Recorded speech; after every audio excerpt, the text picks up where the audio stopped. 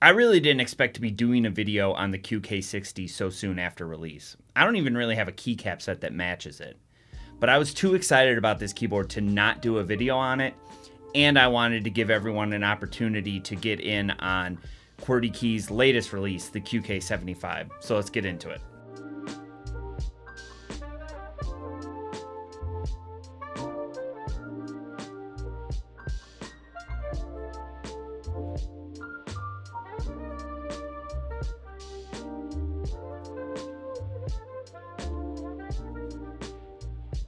Just to be absolutely clear, you can't buy the QK60 right now.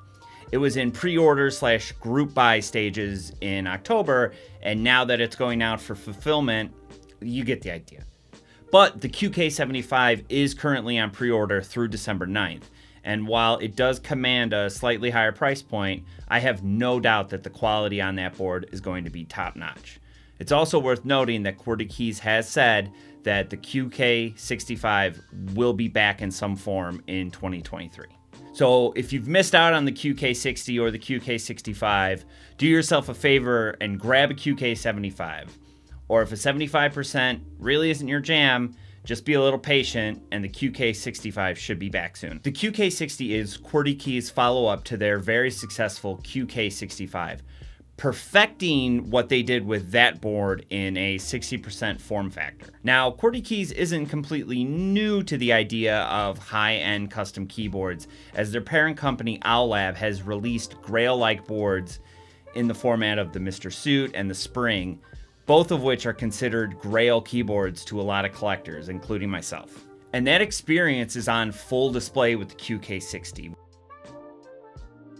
I decided to move a little bit out of my comfort zone, and I went with the mint and white configuration, which ended up kind of biting me in the butt because, as I mentioned, I didn't really have a keycap set that really fit this build, and I figured I'd have a little bit of time before it showed up. I guess that's what I get. I think GMK Noel would fit really good with this board, although I don't know that I'm going to be willing to pay reseller prices for that set. Canon Keys has a version of Noel that is far more reasonable, but it's always out of stock, so I'm kind of mulling my options at the moment. But for today, I'm going to stick with GMK Bento because I love that set and it doesn't currently have a home in my collection. The price on this release was anywhere from $133 to $155 depending on your configuration, and in true Qwertykeys fashion, you get a lot for that price.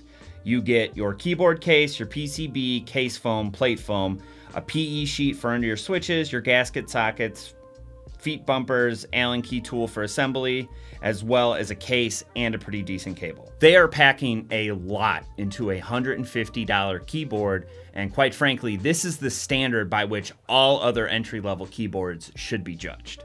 I went with an HHKB wired layout with a mint bottom case and an E-white top case. The anodization on the bottom case is literally perfect, and it is a step up from all other entry-level keyboards on the market. The gasket mount design offers some serious flex with this build, as is pretty common with most Qwertykeys builds. It doesn't feel mushy by any means, but it certainly isn't a stiff build. The silicone sliders are very easily slid into place, and with most flex-based gasket mount designs, they rest along a ridge within the bottom case, allowing for ample space between the PCB assembly and the bottom case. I've got two linear switches on deck today. Both are from Kinetic Labs. One is their Hippo linear switch, which is incredibly smooth, and their silent Gecko switch.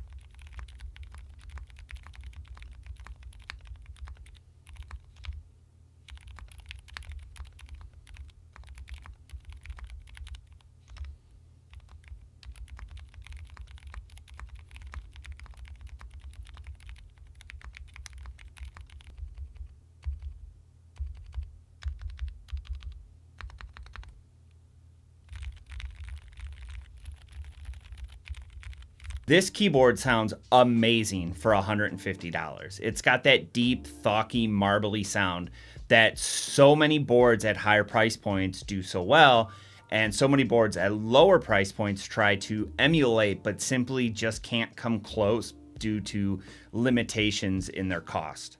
This is hands down the most flexible board I've ever built, and Qwertykeys' experience with building higher end keyboards is certainly on display here. And even though there is a large amount of space in the bottom case, there is like no resonance, no hollowness to speak of.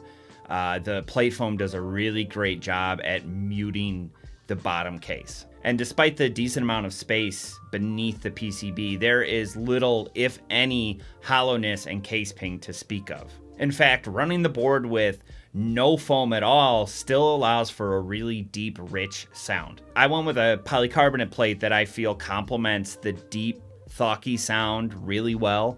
Although I think this board sounds great no matter what plate you're using. It's hard to recommend a board that you can't buy right now. But rather than recommending the QK60 specifically, I'd rather recommend Qwertykeys as a brand in general. So while you can't buy the QK60 right now, you can buy the QK75 right now through December 9th.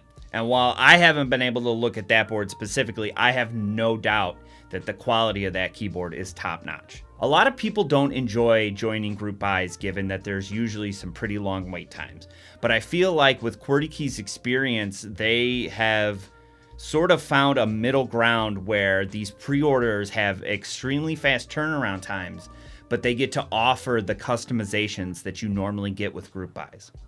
I ordered my board, I think, the second week in October, and it was on its way to me the second week in November. That is a month. That is far sooner than the 8 to 10 week turnaround time that they had suggested. This is an optimistic viewpoint, but that means if you order your QK75, there's a good chance you might have it by the end of January. But if 75% really aren't your jam, Qwertykeys has said that the QK65 will be making a return, and I'm hoping that we see another release of the QK60 as well. I think a couple month lead time is well worth the price of admission for the great quality of keyboards that Qwertykeys makes, and I am incredibly excited to see what the QK75 looks like. I'm excited to see what the new revision of the QK65 looks like. I can't wait. Thank you guys so much for watching. I've got my Lamzu Atlantis video coming up next. I've got some top 5 videos for the end of the year coming up as well. I'm still trying really hard to hit 1,000 subscribers before the end of the year. So if you're not subscribed, please click that button. I've got some giveaways planned. I'm giving away a Final Mouse Starlight, a couple of Glorious mice, maybe a couple of keyboards. So if you're not subscribed, please click that button. It would mean the world to me. Thank you guys, and I'll catch you in the next video.